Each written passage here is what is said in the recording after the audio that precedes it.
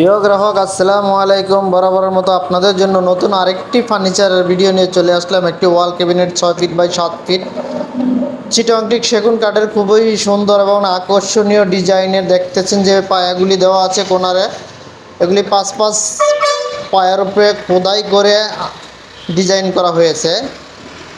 সম্পূর্ণ হাতে কাজ করা, কিন্তু পায়াগুলি খুবই সুন্দর। আপনাদেরকে ঘুরিয়ে দেখানোর চেষ্টা করতেছি যে কত মোটা কাঠে এটা করা হয়েছে। সম্পূর্ণ পাঁচ পাঁচ পায়া থেকে তারপরে এই ডিজাইনটা করা হয়েছে।